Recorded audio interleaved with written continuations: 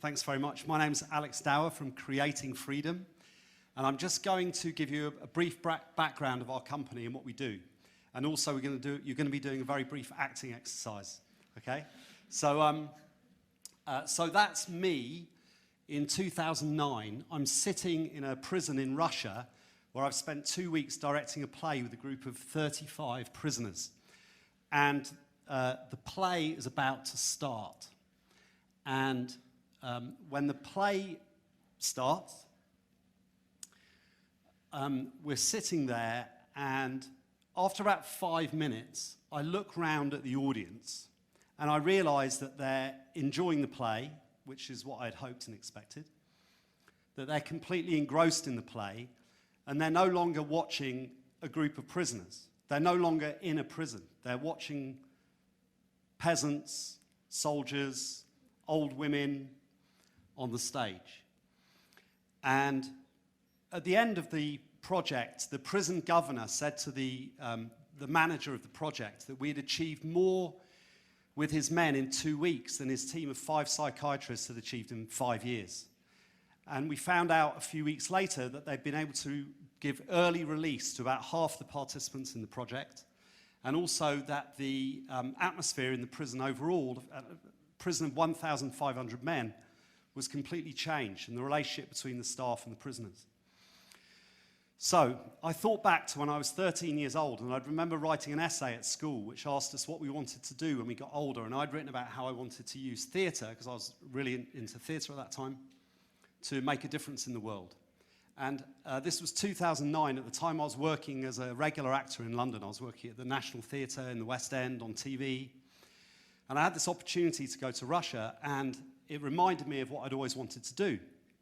So I came back to London, and I set up the company Creating Freedom. And since then, we've worked in refugee camps in Lebanon, we've worked in Australia, we've worked again in Russia with many disabled children. We've worked with adults with learning difficulties, people with visual impairment, deaf-blind people, and also, as Cam referred to, a lot of people with very severe mental health problems in an institution in South London. So I'm just going to give you a very brief sense of how we work with people, okay? Because we've got a brilliant methodology called the science of acting, which we use to create this change in people. So I want you to do something for me, okay? So what we do is we train people how to act, okay? And acting is creating a character. And how you create a character is very simple. You just think the thoughts of the character. But what does that mean? We're going to look at that now. So please close your eyes and just think about your bedroom at home. And notice whether your curtains or blinds are open or closed. And now close them or open them. And now just notice whether the lights are on or off, and whether the bed is made or unmade. Okay, good. And now I want you to think about a drink, a hot drink that you like to drink. And notice what container it's in. And notice whether there's sugar in it or not. And just see whether in your mind you've got an impression of the taste or the smell of the drink. Okay, so now open your eyes. So, when I asked you to do these things, I imagine that your mind was probably full of some pictures and some impressions. Would you agree? Okay, so we think in pictures and impressions. So for example, think now about how you're going to get home tonight. Probably what comes into your mind is maybe a picture of a bus or a tube or a car. If you didn't think in pictures, you wouldn't know how to get home. You wouldn't know where to go when you left, okay? We all think in pictures and impressions. Okay, so now we're going to just take this exercise a little bit further. So I want you to close your eyes again. And I want you to imagine that during the lunch break, you were told that Donald Trump was making an appearance at the festival today. And the reason he's coming is because he's going to sign a declaration of support for the fight against neglected tropical diseases. And this is really happening. And this is what you've been told in the break. It's very surprising, it's very weird, but it's actually happening. And you noticed in the break that there were some security people around, press was starting to gather, maybe people with placards and some protesters. And just see what pictures are in your mind. Maybe you see him at the front of the room, sitting at the desk, signing a document like you've seen him doing on TV. Okay, so now open your eyes. So, again, I gave you a few prompts and some pictures came into your mind, yeah? So you just did some acting. You created a different reality. And as a result of the thoughts, some of you might have had some feelings, like some excitement, some loathing, some confusion, some thinking, wow, I'm really special, this thing's going to happen, I'm going to be a witness to it. So, that's just the very beginning of an acting training. We all have amazing imagination, incredible imagination. And that's what we use to train people how to act.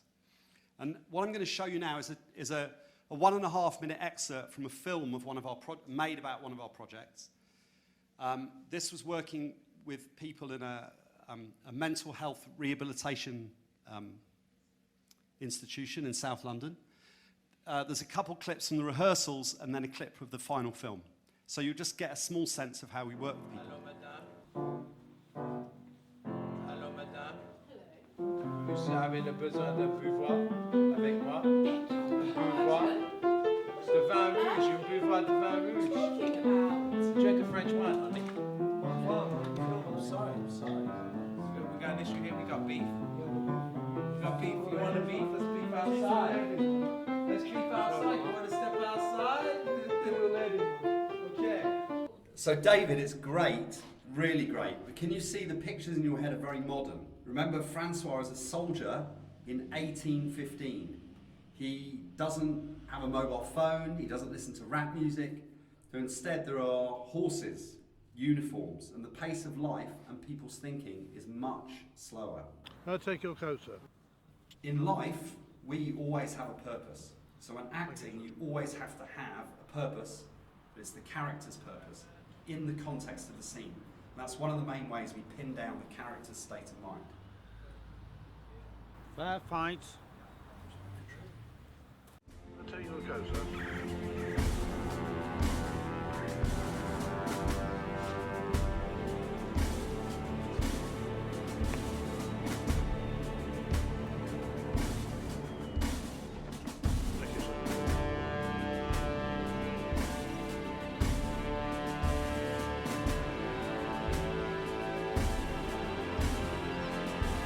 Sure you want to go through this?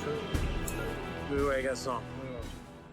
So that man David, who you saw at the very end, and you saw at the beginning, was a man who was in this institution. He'd been there for about a month. He was diagnosed with schizoaffective disorder. He was very ill. And they'd expected him to have to stay in the institution for another 6 months for treatment. And his care consultant came up to me halfway through the project and said, "What have you done with David?" I said, what do you mean? Is he all right? And he was just completely shocked with the change in him. And they were able to release him back to the community a month after the project finished, 5 months ahead of schedule. So those are some of the results we've been able to achieve. And so underlying our methodology is a thorough, very clear and simple, but deep understanding of psychology and the consciousness. And that's what we're able to use to help people. So I've been thinking, after speaking with Kamran and doing a lot of research around how we might be able to contribute in the arena of neglected tropical diseases. One is obviously we work with transforming individuals. We teach them how to think new thoughts and how to bring that ability to create new thoughts, new futures into their lives, and also how to communicate their ideas and what they want. And we also transform communities. So we work in rehabilitation, reintegration. I'm about to go and work with guerrillas who are disarming in Colombia as part of the peace process, helping them with reintegration. Also, their communities get to see them And so it transforms the whole community's idea of what these people are capable of. So obviously we're dealing with reduction of stigma and social isolation, and also reduction of depression and other mental health issues. And the other area is that we're storytellers. So we can work in communication and conveying messages. And because we've worked with a lot of very isolated, hard-to-reach communities, people who are very hard to work with, and we know how to bring them out of themselves and train them, we're able to take the people who are being affected by an issue and put them into the messaging process to give authenticity and depth to the messages. So that's what I wanted to talk to you about. And obviously, like Jonas, we're looking to develop our company, expand our ability to contribute to people around the world. So we're looking over the next couple of months to secure 3 new contracts to develop that work. So we'd love to speak to you. We'll be upstairs and look at what we can do together. Thank you very much.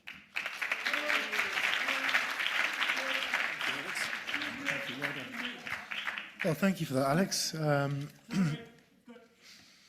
Okay. I didn't know this was happening. Great. Oh, God. Sorry, Cam. What did I say? What did I say? Whoa. There should only be one chair. One chair. One chair. Mr. Trump, please. I'm sorry, Mr. Trump. Alex, there should only be one chair. Okay. One chair, okay. One chair, one America. Mr. Trump, please. Did you see what you've done? It's the power of the imagination. Imagine it. I'm the king of the imagination. I know more about imagination. I know more than this guy. I know everything. Everything. Please. Okay. Alex, we're doing charity, pharmaceutical NGOs. Pharmaceutical. I love pharmacy. I love pharmacy. Okay.